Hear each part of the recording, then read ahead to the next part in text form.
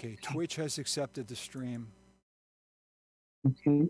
YouTube has accepted the stream.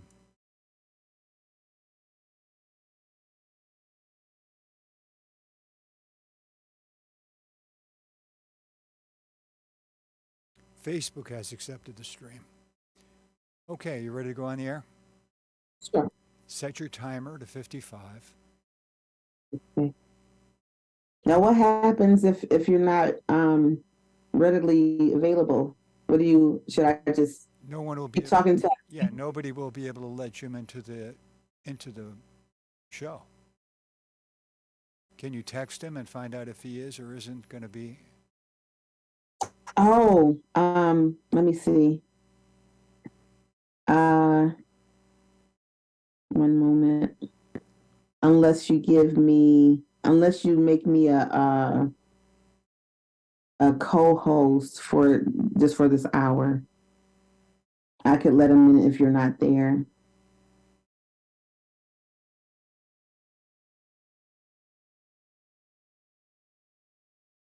Um,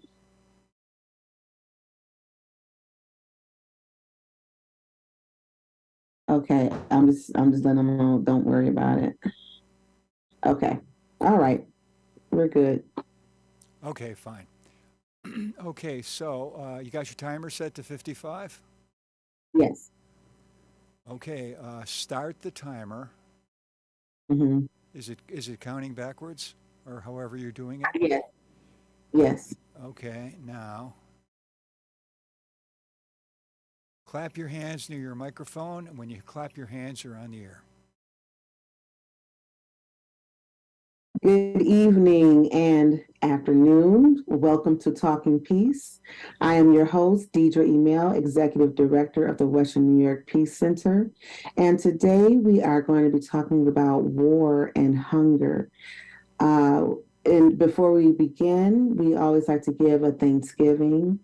We are thankful for the earth, the plants and the trees, the animals, the sea, the ocean, the sea creatures, our insects, our planets, and the sun and the moon and the stars.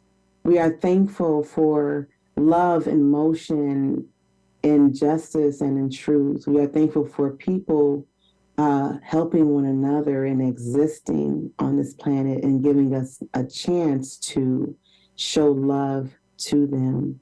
We are thankful for all things. In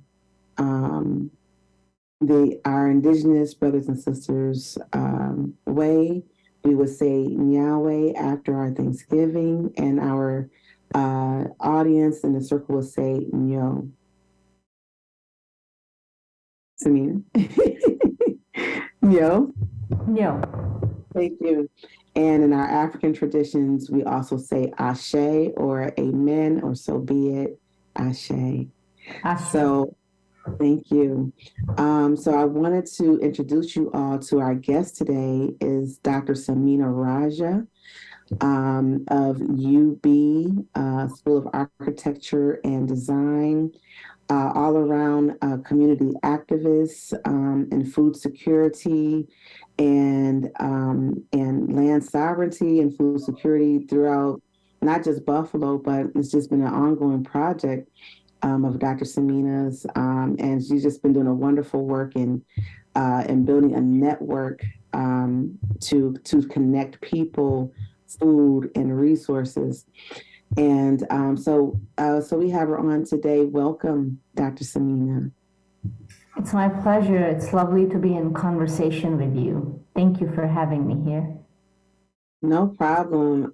It's always wonderful talking to you. I always just, after we even, if we see each other, what have you, and, it's always a wealth of knowledge and information that I can just glean from you. And so I'm really excited about tonight. So we're talking about the effects of war on food security. Mm-hmm. And I wanted to know what values do you bring? Do you want, to hold in this conversation tonight? Mm-hmm. So an important value that I hold generally, but it's important right now as well, is in the belief that all humans have the right to exist with dignity and to their full potential and have the freedom to be their full selves. So that is a really core value that is important to me personally, but also professionally, and drives much of the work that I do. And of course, you and I have had conversations about this, and I know that that is important to you as well. Wow. I think the value I want to bring to this conversation or hold in this conversation is connection, helping us make a connection of what we do, how we vote, how we eat, how we, do things, how it's connected to each other and the larger world. Like some people say, our last show was on voting, so I guess that's kind of still fresh in my mind as far as making change. But they say we vote with our dollars, and we vote with with our plates, and what we choose to, and not always a choice as well, but what we have access to and what we gravitate towards to be involved in our lives and to fulfill our needs, So connectivity and making informed choices, I'm hoping will spark our conversation as well. I think a lot of people, when we think about hunger, don't think about war, or the peace of a society or a country.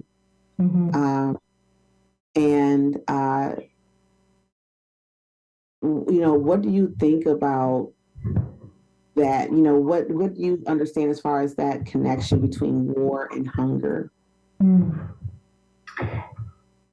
It's a great question, and if I may, I'm also reflecting on the values that you began with and I began with. So if I may, I want to go back with it, because connection, which you presented, is a terrific one for us to center our conversation around, and also the dignity of life, because both of those are tied to the question that you just asked me. So if we ground our conversation in those values of connection and human dignity for all, human dignity for all humans, then we would approach the conversation about war and hunger differently. And the reason I say that is because war is something that is an episode or an event or a series of events that connects people in the wrong way. So there are positive connections and then there are negative connections, and war is one of those connections that we would much rather not have, because in fact, as you are asking in the question, war connects people through hunger. And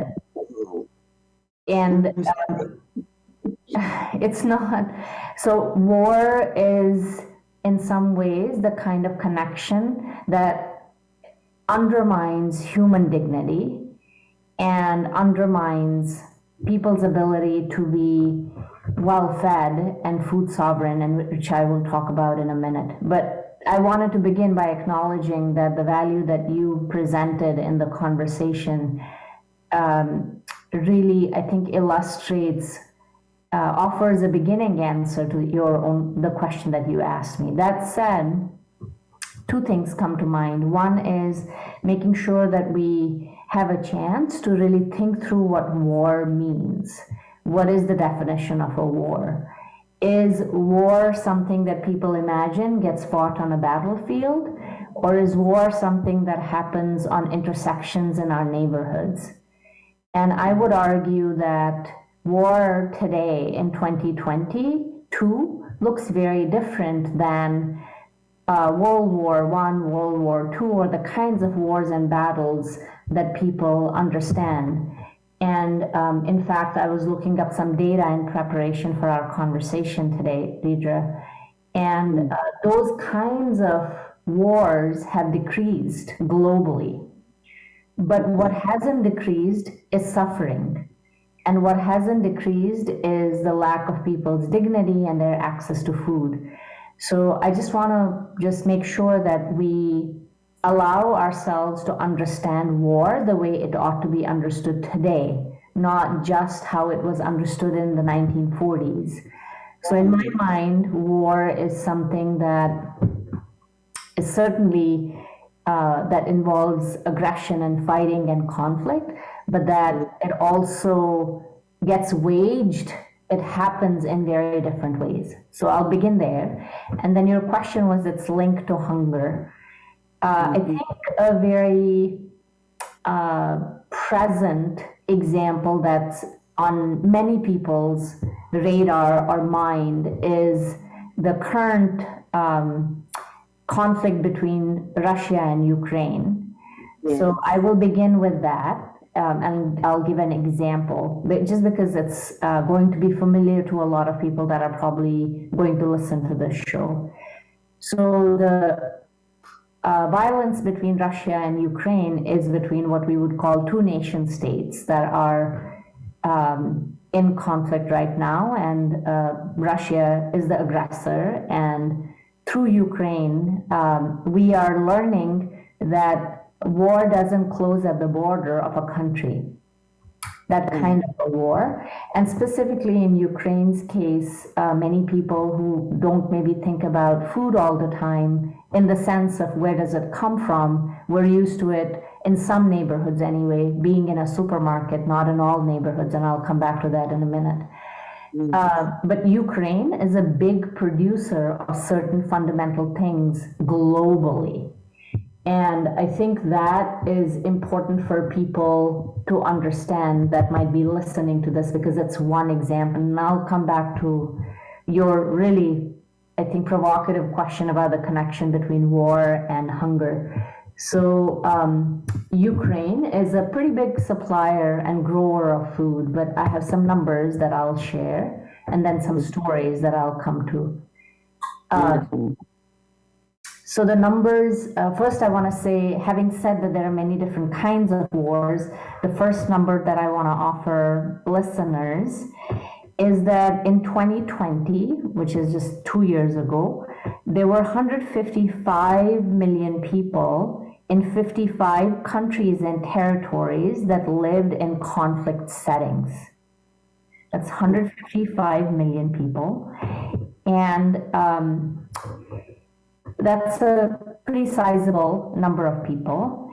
And then bring you back to one specific acute situation, which is Ukraine and Russia.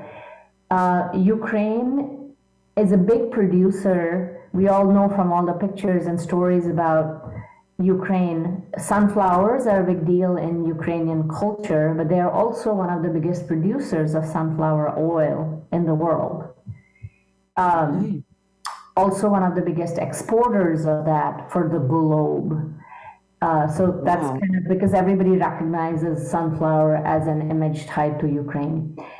But maybe people who might be listening may not know that Ukraine is, in 2019, was also a substantial producer of wheat, the stuff that goes in our bread.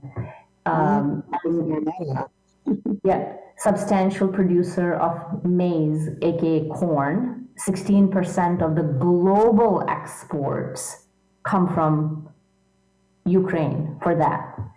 And of course, some of the food products, they also come from Russia. Like 14% of global exports of wheat come from Russia. So you have two countries in conflict and disrupting the supply chain for that. is a kind of a direct pathway that impacts food.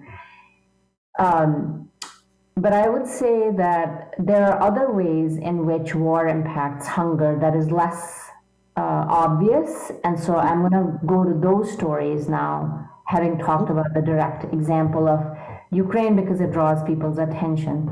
Before I do that, I do want to say that we should be concerned about war in Ukraine for the sake of people in Ukraine, not just because of what it will do to the rest of the world. War is just a bad idea, period. Yes. Not just for others, but for people who live there. But I thought that it would be good for people to hear those numbers. Okay. That said, there are other kinds of conflicts that don't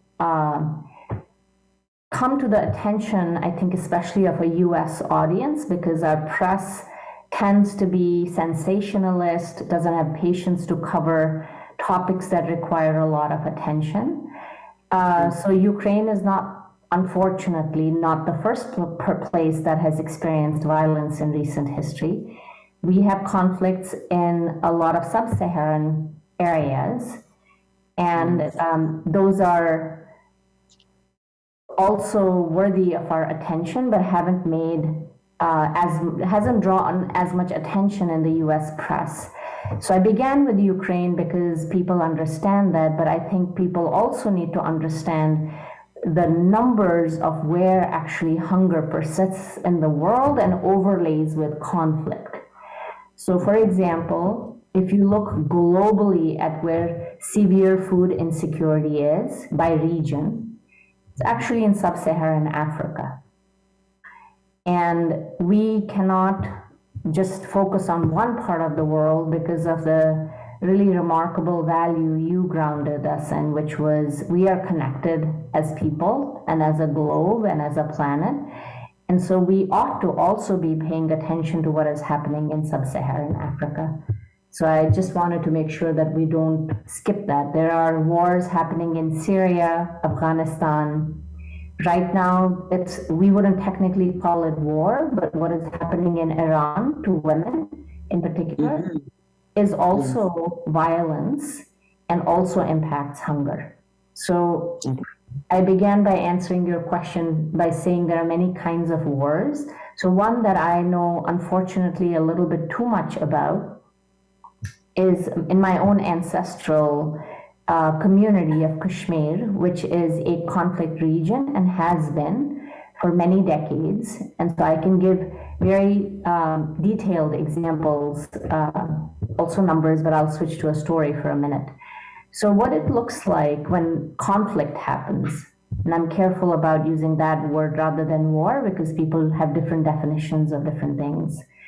But in Kashmir, which is a conflict setting, if you are a baker and you wake up early in the morning to go knead bread for the neighborhood, we have a tradition of bakers, then you can be shot dead on your way to the bakery, which actually happened not too long ago. So it was a woman who got up super early at dawn to go to her work. Her son was driving her to work, to her bakery. And soldiers that were patrolling shot at the car point blank range and killed her. So when we talk about hunger in war, it's not an abstract idea. There's a direct impact. So first is that people who do food work are at risk, and I'll come to hunger in a second. So bakers, farmers, people who grow fruit and work with trees and soil and land. So I give you an example of a woman baker in Kashmir who was killed. The other way that it happens is that farmers who work in the fields suffer collective punishment because troops will go in and burn the fields down in a conflict setting. And so then not only does the farmer get impacted, but also the neighborhood that depends on that food. So in a conflict setting, the ordinary act of growing food, baking bread, serving the neighborhood, then going and buying your own food becomes really precarious. It results in straight up death. And the phrase that is very common sometimes, and I think you were alluding to this earlier, when we eat, when people nourish their bodies and are not hungry, they are actually depending on something that we like sometimes use the phrase food system or food infrastructure. Somebody works the soil, somebody plants a seed, somebody harvests it, somebody moves it to a neighborhood and then prepares. Our mothers, grandmothers, fathers cook that meal and serve the children. So that is the food system. In a war setting, all of those pieces are disrupted. The growing is disrupted, the movement of food is disrupted, and by doing all of that, you create precarity. So that's the downside, immediate downside of war or conflict of the people who are in that setting.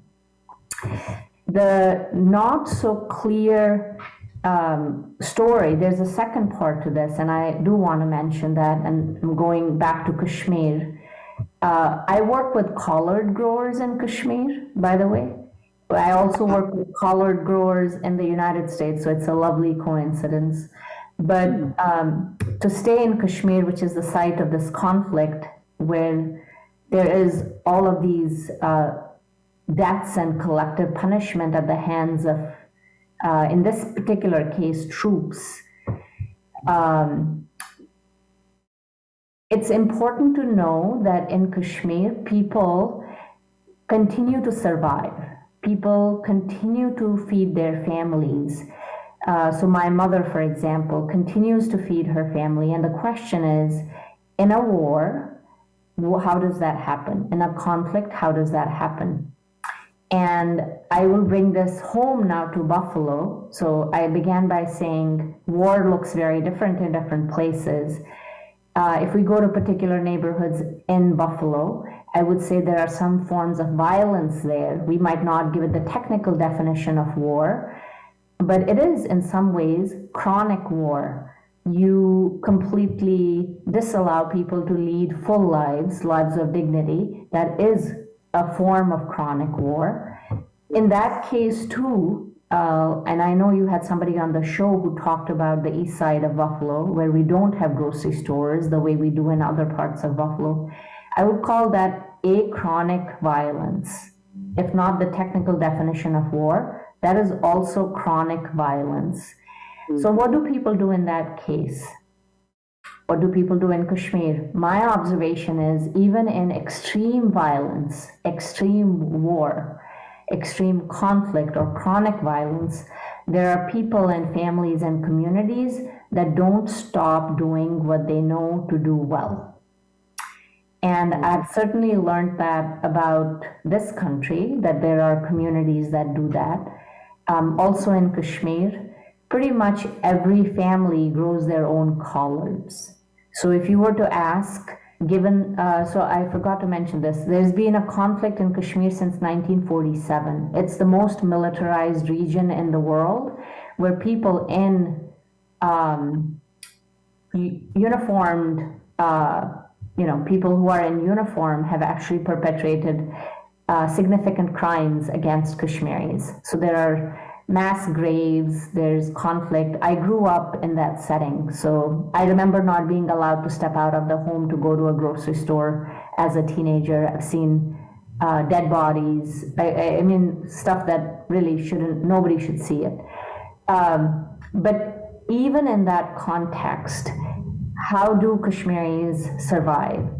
Even in the context of chronic violence on the east side, how do grandmothers take care of their grandchildren? And so there's a negative side to war, which I already talked about. Food supply is being undermined. There's chronic hunger and undernourishment, especially in sub-Saharan Africa. We need to get the region right. But how do people actually manage to survive? And the lovely example that I want to share is I have observed that even in those very violent settings, that there are women in particular, but also men, who grow food for their families. And that practice in resistance to war and conflict is the practice of reclaiming what we would call food sovereignty. So the attempt to build our food systems in a way that we can withstand the negative impact of war on hunger? That's a very long answer to your short question. I'm going to stop because I'm sure you have lots of questions. No, you're answering them already, and it's beautiful. And you're already on it. I'm speechless in a sense that, like I said, when I talk to you, so much just great information. It's like digging all this wisdom, from a well, I just enjoy talking to you. And you have so much to share, and I would love, for you to continue to share. I think you've already answered a couple of my other questions. I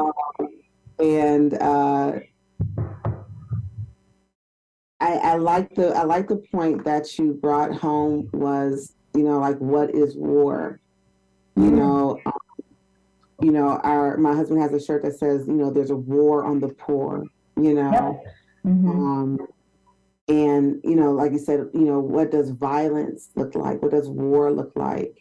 And it's not always physical, army, combat, type of thing. War, and conflict, can be through economics, it's, through our political systems, it's through, redlining, it's through, these are all violence. And what is war? It's violent. So it doesn't have to be physically violent to be violent. And you encroach your agenda, on someone else and affect their humanhood, their humanity, their safety, and livelihood. I think that's violence, and one of the forms of violence. And so I'm really glad that you brought that home. What are you doing in all your projects and over the years have done to help bring about peace in this war on the poor and food sovereignty? It's a great question. I don't know if I have a good answer. So I guess I should begin by clarifying for folks. You mentioned that I'm in the School of Architecture and Planning, and people might wonder, what does an architect/planner have to do with any of this? So for clarification, I was trained as a civil engineer, and was really interested in building. But of course, as I shared, I grew up in a region where people's homes were being destroyed. And there was a conflict. There were shoot-at-sight orders. You couldn't leave, go to school. You would get, killed on the street. So in that setting, what would civil engineering do? And what would my role and contribution be? And that was a question that I wrestled with. When I was training I was in my PhD program at University of Wisconsin-Madison. I had the pleasure of working with an ethicist named Jerry Kaufman. He was focused on planning ethics. And I had the complete accidental privilege of working with him and really started asking, why am I learning to be a planner, and what's the point of civil engineering? This is a roundabout way to answer your question, and realize that the purpose of urban planning or engineering or any of these fields that are about building communities or neighborhoods really should be about human well-being. So I'm glad you actually asked that question about my values.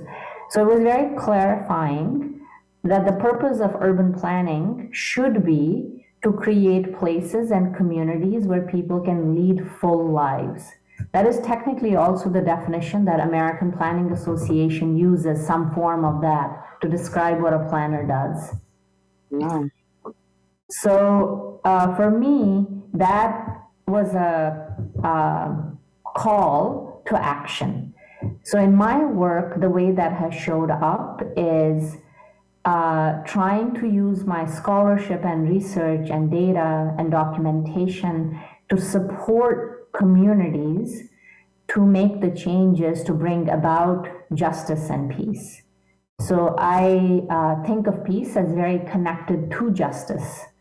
It is not possible to really seek an ideal peace unless there is fairness, both in the process and in the outcome. So in Buffalo, where I have lived since 2001, that work has showed up in the form of working with community partners to strengthen their food work, working with public sector partners to help them understand better why food is an important public infrastructure for the city of Buffalo. Really doing my best with my students and with my research lab, which is called the UB Food Lab in our community, to make sure that our community partners have the data that they know that they need. And in fact, you didn't say this, but Deidra, you and I have known each other actually from the year that I arrived in Buffalo, because you were also working in the food space. Yeah, 2002. So, yeah. Wow, I didn't know that was the same year you arrived in Buffalo. Pretty much, because I was looking for community partners. So to answer your question, to wrap it up,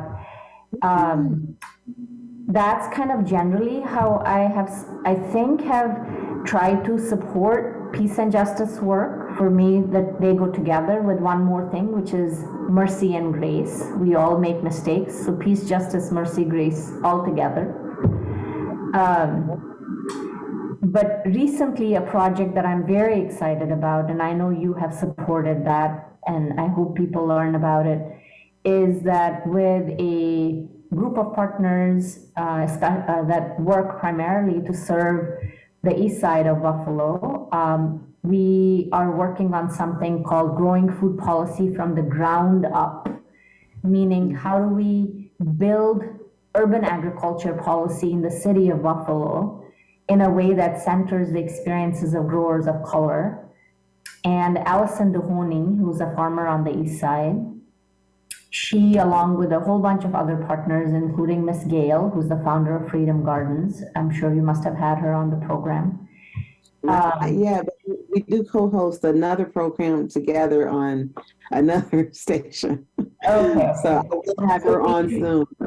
We launched in 2022, a program called Seeding East Buffalo.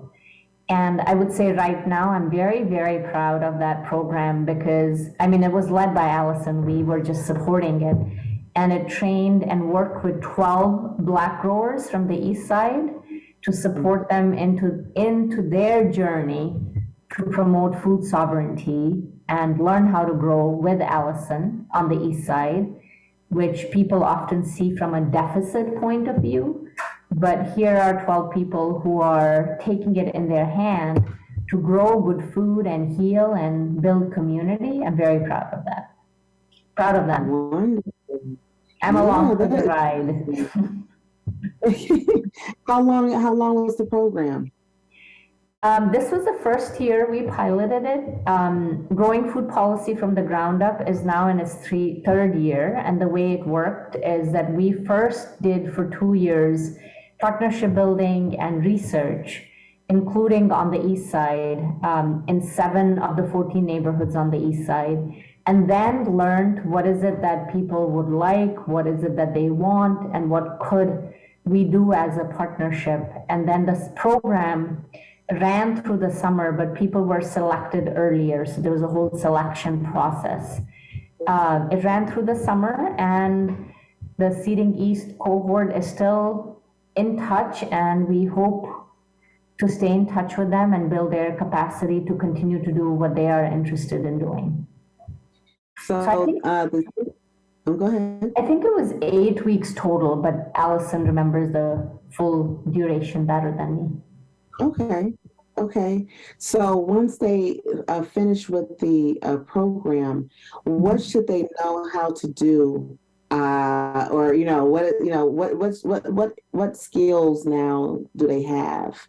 Um, That's a great question because I asked them this question. So, one of the things we try to do is our community partners lead the action on the ground, and then the food lab documents what happened. So, my team documents so that we learn in the process in a very systematic way so that if we made any mistakes or if something didn't work, we can pivot because we all make mistakes. But some of the things that they talked about that they learned, so I'm just going to echo those back. First of all, they loved building relationships. They talked about connections with others in the community because they were not aware. Some of them didn't know there was an agricultural pavilion at Juneteenth. Some of them didn't know that there were other people like them. Pretty much everybody talked about how they learned about how to take care of soil differently. And they learned about composting and how to do that. Many of them talked about learning how to harvest differently. But I would say composting was like a number one, aha, oh, I can do this. Many of them, if not all, also got a bed from the Freedom Gardens program, so they're also Freedom Gardeners now. And they participated in the Juneteenth Pavilion and were excited. Some of them reported they didn't know, for example, Black leadership in food work in the United States, but also in Buffalo. We had an exhibit about Black women's leadership in food work in Buffalo. So they were excited about that because some of them were not familiar with that. So I would say technical skills around growing, but also a broader awareness of why that work is meaningful, I thought was really powerful. Oh, that is so awesome. Because I was around Miss Gail while while she was doing, some of her teachings. She was teaching some of the classes, I believe, right? Or she did. Rebecca did a session on policy. So one of our goals for the fellows is also to center. They can do amazing things, but we collectively have power. So your point about voting is so important.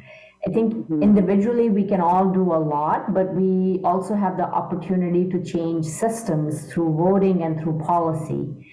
And Rebecca did a lesson or session on Farm Bill and why that is important, and that was very well received. And just learning more about the roots of agriculture in this country and why it's connected to Black liberation was really important. Mm-hmm. Wow. And I'm excited to, I hope they're able to come to our annual dinner. And so as the audience know, the Western New York Peace Center is having our 55th annual dinner, November 11th. And our seating fellows are invited to come and listen to Leah Penniman as the keynote speaker and to meet her and hopefully have a book signed and so on. So I really, love the idea of being for the fellows and everyone really being inspired just by this event and being inspired by all the projects and wonderful solutions that are happening through, in Buffalo and through Dr. Samina's work. And I wanted to know what was your take on Leah when did you meet Leah Penniman, and what was your connection with her in your work? It's a great question. So first of all, people are in for a treat with Leah coming to Buffalo, and there's a lot that I can say about her. But I'll begin by saying that I think I touched on the incredible history of leadership and sustenance and contributions of Black people in agriculture in the United States and people of color in general, but also specifically Black people. And I, as a researcher, I'm very privileged to know about it because I research it and I study it. And that is not an opportunity that everybody has, and I get that. I have the privilege of learning about the fact that one of the first land trusts in the United States was started by a group of Black leaders in Georgia called the New American Communities Land Trust, led by Mr. and Mrs. Sherrod. Mr. Sherrod unfortunately passed away recently, but that was the first agricultural land trust, and in fact inspired the land trust movement in the United States. So I have the privilege of knowing that and learning from Mrs. Sherrod, but that's because I'm a researcher. So I'm always trying to explain to people why it's important to understand history and all of this stuff. But I don't always see that excitement in people. And then along comes this book called Farming While Black. And I look at it and I think to myself, wow, this is incredible, because it is written in a way that it is written by a farmer, by a Black farmer, for Black people, and in a way that is a very practical guide, but connects to bigger questions around liberation and why it's connected to people's ancestry and their own traditions, and help them uncover and own their own practices. As somebody who's an indigenous Kashmiri, if I had a book that said Farming While Kashmiri, or Eating in the Face of Bullets, or something like that, it would be very, very powerful for me. Maybe I'll have to write that book. But see Leah's book and seeing its impact on my students and on my Black grower colleagues was just incredible. And then what I learned from the book itself is the fantastic way in which she did the research, but also grounded it in the life experience and stories of people's ancestry and life, and made it really practical to today. That I think was for me very powerful, and not shying away from broader questions about structural racism and injustice in our food system. Right. It was very timely, and I think it was also important because she illustrates. And by the way, we gave the book that was curriculum for our Seeding East fellows before she knew you were inviting her, but we gave everybody, that was a book that they read. Oh, no, I didn't know that. Yeah, we did. She doesn't know that either. Wow. But we did. So the other beautiful thing I think in the book is that she talks about restoring Afro-Indigenous practices of agriculture. And sometimes, in research and in scholarship, we talk about different ways of knowing. And it's a big myth to presume that there's only one way of knowing. In fact, the most sound scholarship comes from many ways of knowing. That's how that's how we reach truth. And she does that. She offers one way of knowing, which is grounded in traditions and lived experience. And I found that very powerful. And then I had the pleasure of meeting her because she made the effort to come to Buffalo and speak with the Buffalo Food Equity Network several years ago. So it was a pleasure to learn more from her and learn about her work. And also, I appreciate her approach towards building up people. So I think Western New York Peace Center picked an incredible person, and Western New York is in for a treat with her being here and speaking to our community.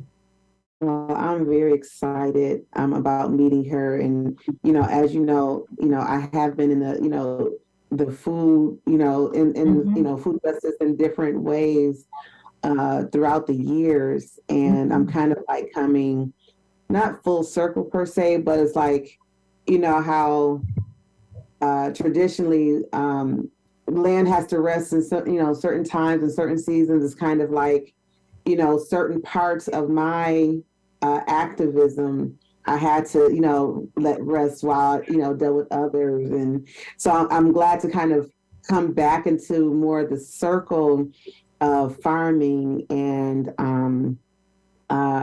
food sovereignty and connection. And I'm just like, I have a farm. We need, we gotta, get to the next level here, because, I love putting my hands in the soil, and I love talking to plants. And so I'm really excited and just humbled for her to be able to come. And I can't believe it's a week away. So, and I just keep hearing, just how, just down to earth she is. And we'll have the Juneteenth Agricultural Pavilion also there in a very smaller format, but hopefully for people to have information about the Buffalo Food Equity Network members and what they're doing.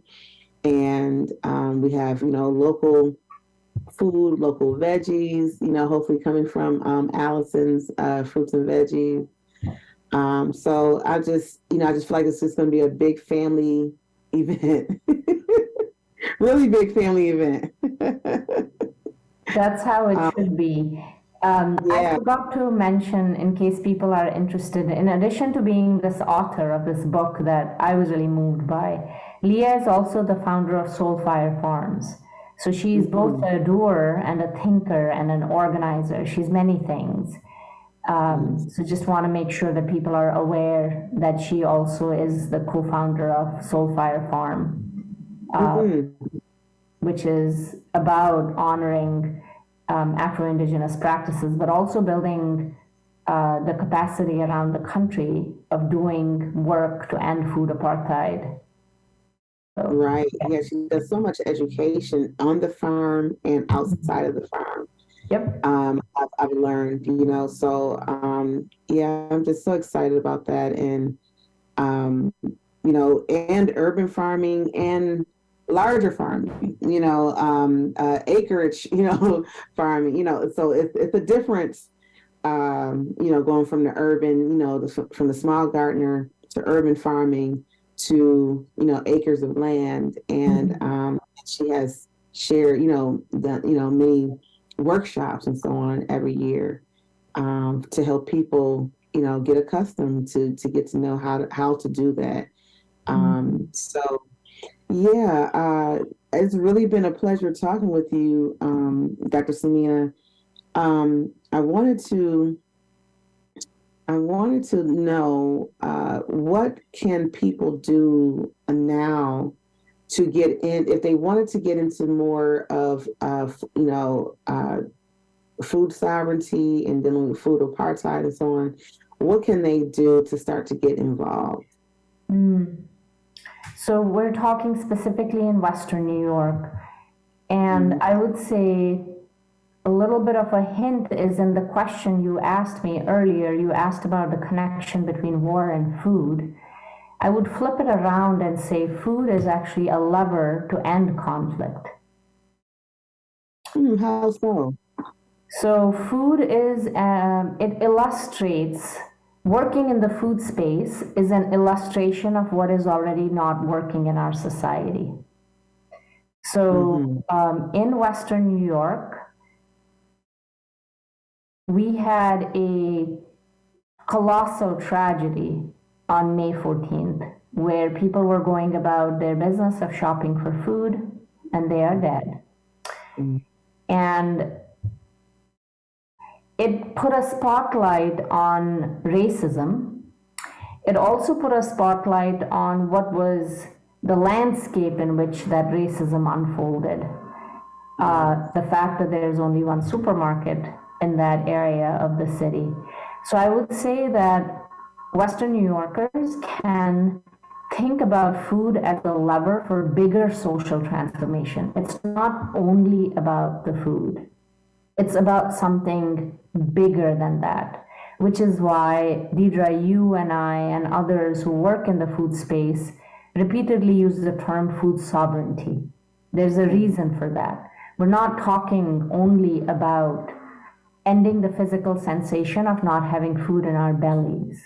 We're talking about using food in a way that allows us to transform places and communities so people can lead full lives. So food sovereignty is about creating conditions where people can control their food system. The term food sovereignty came from peasants in Latin America who said we should be able to control the terms of our food system. Who owns the land? Who benefits from it? Who makes money from it? Who decides what to grow and how it heals our bodies? So Western New Yorkers have to, first of all, understand the distinction between terms such as hunger and food sovereignty, one. And then I think they have to ask who are the actors that are working in the food space in Western New York and support them. To use your words, join the family. Don't go about it by yourself, because that does not respect the work that has already been done in Western New York. So I will rattle off some names now for people who might be new to this space. And then because I'm a researcher, I'll throw out a data source. So there are organizations working for Black food sovereignty, Indigenous food sovereignty in Western New York. So you can consider supporting those organizations. For example, Buffalo Freedom Gardens, founded by Miss Gail Wells. People can consider supporting, and by support, I don't mean just only money, volunteering your time, offering in-kind assistance. I know Miss Gail would love it. Allison Dehoney's organization, Go Green Buffalo, African Heritage Food Cooperative, Alex Wright's trying to bring good food to the East Side longer than it's been in the spotlight. So there are many that are doing that. On the West Side, Massachusetts Avenue Project that people do know about. So there are lots.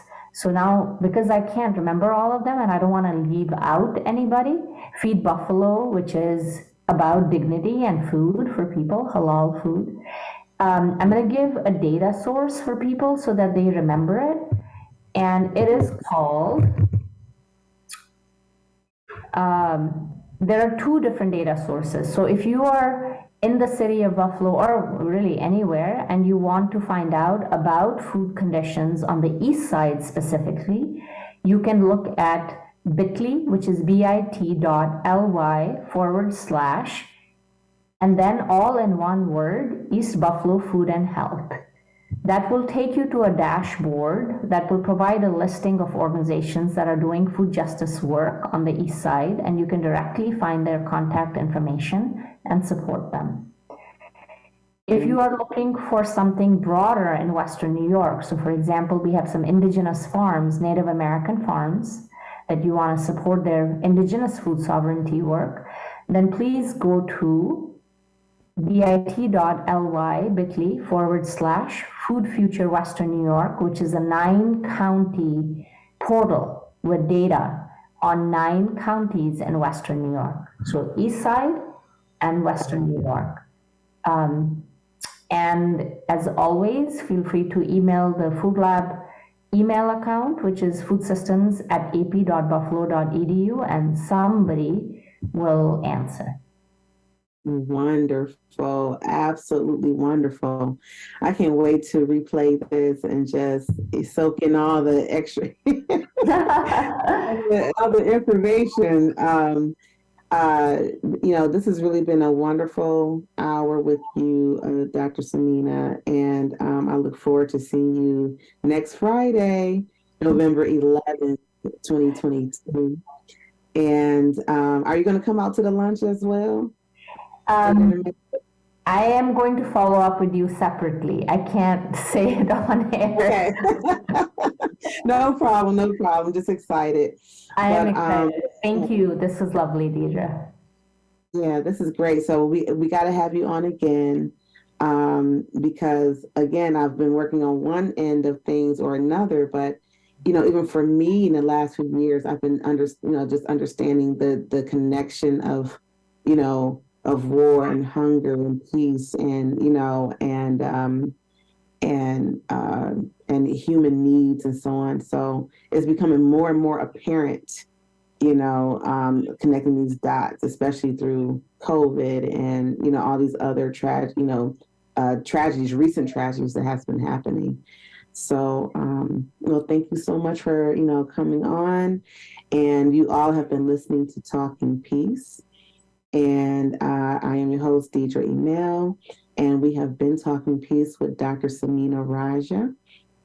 And please reach out to her if you're interested in learning more about UB's community food lab. Did I have it right? Community food lab, or is it the other way around? It's called the Food Systems Planning and Healthy Communities Lab. It's too long a name. We gotta shorten it. Just UB. I've been shortening it for you for. I like Community Food Lab, Deidra. I might change the name.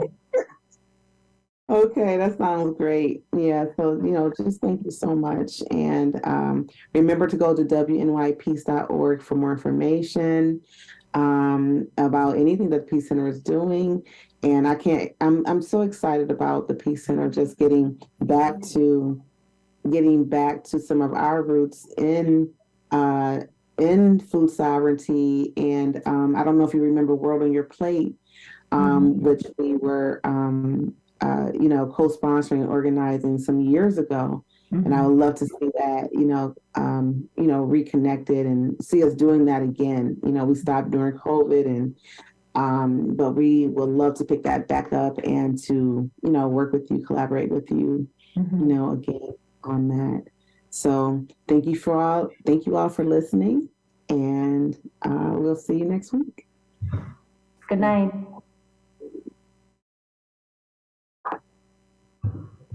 So now